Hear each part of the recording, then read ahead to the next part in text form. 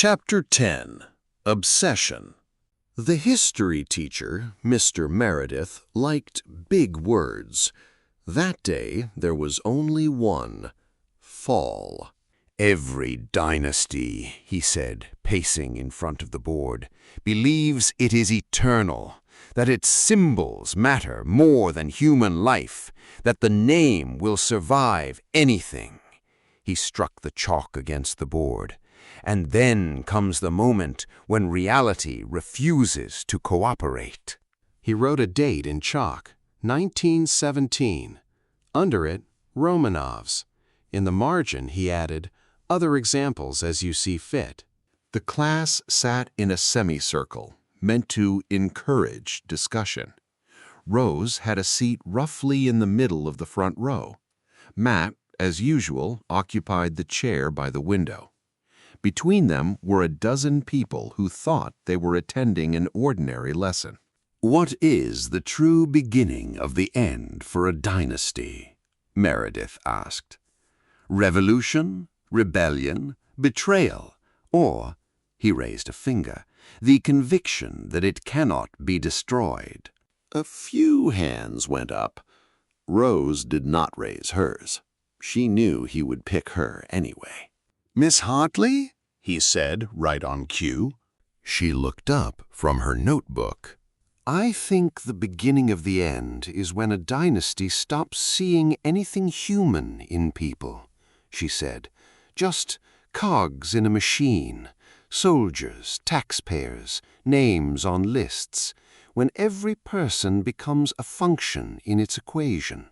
The teacher nodded encouragingly. "Dehumanization," he summarized. "Dehumanization that gets easier the more sacred the name becomes," she added. "If the name is holy, people are interchangeable." A few heads bobbed. Someone sighed in relief. It sounded like the sort of answer that would appear in marking schemes. Meredith glanced to the other side of the room. "Mr. Whitby," he smiled faintly, "you presumably have a different view." Matt laid down the pen he had been using to sketch in his margin. "Not different," he said. "Complementary." The class collectively held its breath. Any exchange between him and Rose was an event. "Go on," Meredith invited. "Dynasties don't fall because they're heartless," Matt said. "They fall because they stop fearing consequences." He hooked an elbow over the back of his chair. "You can treat people as resources for centuries if you keep them properly afraid." A few people sniggered, thinking of textbooks, not of archives below their feet. "In other words," Meredith prompted. "In other words," Matt looked straight at Rose, "a dynasty only falls once people inside start speaking out. But before that happens, most of them will have learnt to keep their mouths shut for their own safety." Rose felt several eyes flick from him to her and back again. For the rest of the class, it was abstract. For her, it was yesterday's conversation in the library, replayed with better acoustics. She raised her hand even though she didn't need to. "But if everyone learns to keep quiet, nothing changes," she said when the teacher nodded. "A dynasty isn't eternal on its own. It needs people to keep holding it up." She met Matt's gaze. "At some point, silence becomes a kind of complicity." Someone at the back clicked their tongue. Someone else whispered, "Here we go." Matt smiled faintly. "Beautiful sentence," he said. "Perfect for a protest poster. But in practice," he shrugged, "in practice, the ones who stop keeping quiet are usually the first to disappear. The dynasty falls long after them, if it ever does." "Is that an argument for doing nothing?" Rose asked. "For pretending nothing is happening because it's safer?" "It's an argument," he said, "that before someone decides to rebel, they should count how many people go over the cliff with them. Family, friends, people who never asked to be part of a revolution." Family, hung heavily between them. She didn't have to guess who he meant. The Ashbys, the Hartleys, everyone whose names appeared in files for reasons they'd never chosen. Meredith clapped his hands together. Excellent, he cut in. Here we see a classic dialectic, idealism versus pragmatism. He beamed at the class. Please, do go on. This may be the first time I've seen anyone genuinely care about the fate of fallen monarchies. The class laughed. For them, it was a game, intellectual table tennis. For her and Matt, it was more like tennis with a grenade. Rose gripped the edge of her desk.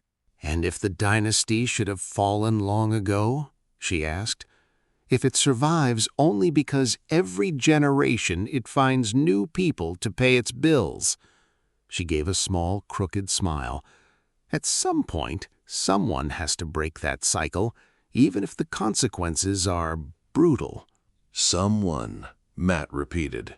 Usually someone with not much to lose, or who thinks they haven't. The look he sent her was sharp, but not hateful, more warning than attack. But if that someone is already compromised by the system, he went on, if their life has already been dragged through the dirt, then maybe it makes more sense, morally at least. For a moment, a heavier silence pressed down. Someone whispered, "Are we still talking about czars or about someone in this room?" which triggered nervous mutters. The teacher cleared his throat. Perhaps we return to the historical example, he suggested, though his eyes were alight. Miss Hartley, Mr. Whitby, apply your arguments to the Romanovs. If you were at their court, whose side would you take? Easy question. Difficult answer. Those with the least chance of surviving, Rose said after a moment. If someone has to die, let it at least be conscious. Those who can still salvage something from the ruins, Matt said, even if it means dealing with people they despise. Meredith opened his mouth to comment, but the bell went. Books snapped shut. Pupils grabbed bags with the relief of those briefly spared homework. Rose sat for a second longer, fingers still locked around the edge of her notebook. When she stood, Matt was already by the door. She walked past him, eyes fixed ahead. The changing room corridor in the afternoon was usually chaos. Locker doors slamming, laughter, the thunk of trainers against metal. That day, as Rose came back for a book before the Academic Society meeting, it was unusually quiet. Most people had already gone out to the pitches or back to their rooms. Her locker was about halfway down the row. From a distance, it looked like all the others. Gray door, number, the corner of a timetable taped to the outside. Nothing remarkable. Only when she got closer did she see it. The lock turned, but the door not fully closed, a thin slit of darkness between metal and frame. She stopped. She always double-checked her locker. She knew she hadn't left it like that. Her fingers touched the handle. The metal was faintly warm. She opened the door. Everything inside looked oddly orderly. The books sat where she'd left them, only not in the same order. The exercise books were neatly stacked, but one corner stuck out by a few millimeters. Her old pencil case lay straight, not at an angle. Someone had been here, someone who liked tidiness. Her heart picked up, not because of the books, because of what she couldn't see. On the top shelf, she kept an envelope with copies of some of Julian's letters, insurance just in case. Instinct sent her hand there straight away.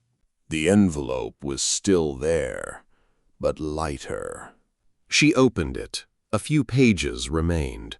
One was missing, the one with the full quotation she had recited to Matt at the ball. They say tradition demands sacrifices. For a second, she wanted to laugh at the absurdity. Someone had broken into her locker for a photocopy of an 18-year-old letter, leaving the rest of her life undisturbed. She slammed the door a little too hard. The metallic bang echoed down the empty corridor. "Trouble with the lock," a voice called from further down, neutral but too familiar. Rose turned. A few meters away stood one of the boys from her year, the same one who had joked about her reports at the ball. He was fiddling ostentatiously with his own locker, not looking directly at her. "Just with memory," she said coolly, "trying to recall when anyone last respected other people's property here." He shrugged. "It's school, not a bank," he said. "Nothing here is really yours." She turned away so he wouldn't see how accurately that hit. If it was him, he was only the errand boy. If it wasn't, the errand boy was someone smarter, someone who knew what to look for. Someone who knew exactly which page to take. Matthew. The thought appeared instantly, almost automatically. Yesterday in the library, the quotation, his knowledge of the box. He had every reason to want to know exactly what she had. She shut the locker again, checking the latch 3 times this time, and walked out. It had started raining again. The old part of the grounds was a place pupils rarely went to, officially because there was nothing there, unofficially because the ruined chapel lay too close to the legends about past tragedies to be a casual shortcut. Rose walked in coatless, just a thin jumper over her uniform. The rain was fine, more mist than drops, but within minutes her hair stuck to her temples and her cuffs felt heavy. The chapel's stone walls jutted like broken fingers, fragments of arches, the ghost of a window, a couple of columns choked with ivy. The earth underfoot was soft, saturated. She saw him at once. Matt sat on a low wall where the nave must once have been. His shoulders were hunched, his hands clasped between his knees. No cigarette, no lighter, just his gaze fixed on the ground, as if he were trying to see through it. For a moment, she wanted to turn back. That would have been the sensible move. Walk away, pretend she hadn't seen him. Ask about the missing page in public, not here, where the rain swallowed all sound. Instead, she came closer, her shoes squelched in the grass. He didn't look round, but he knew she was there. He just did.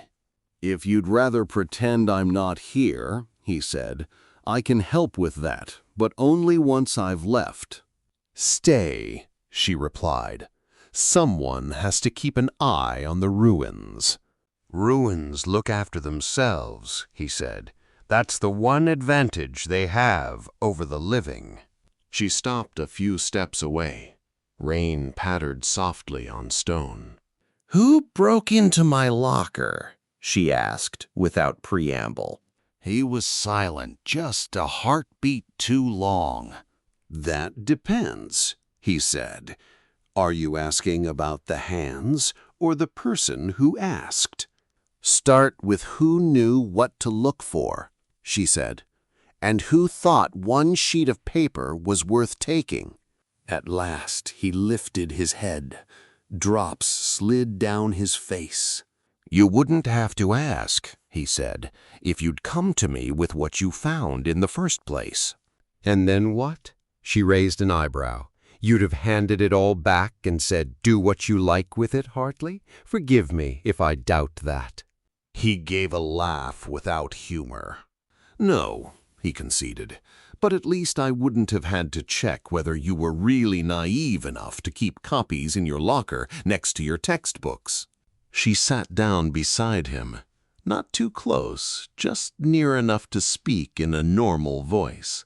The chapel ruins had their own smell, damp, moss, old stone. In one corner stood a rusted bench with initials carved into it, long since corroded into illegibility. "So it was you," she said with a sigh. "Let's say I played a part," he answered. "I'm no good with locks, but there are people who like me more than they like you, and are very fond of favors." "And you took the exact sheet I quoted to you at the ball," she said. "Interesting." "I wanted to know if you'd understood the whole thing," he said, "or just the catchy lines." "I've understood enough to know what your uncle did," she said sharply, "and what the school let him do." They sat in silence for a while. Rain drummed on the remnants of sills, ran down the ivy. "Do you think," he said at last, "that if you say, 'My uncle was a monster' often enough, anything changes? Or are you hoping I'll start saying it?" "You already did," she pointed out, "in the library." His smile twisted. "You noticed," he murmured.